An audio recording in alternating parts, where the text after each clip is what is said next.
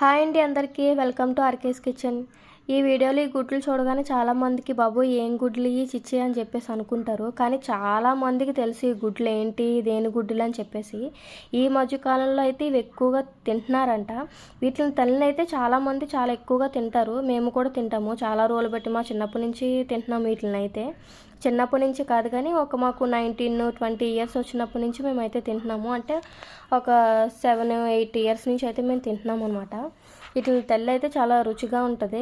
ఏంటో కూడా తెలుసు చాలామందికి, చాలామంది తింటారు. ఇప్పుడైతే చాలా ఎక్కువ అమ్ముతున్నారు కూడా వాటిని.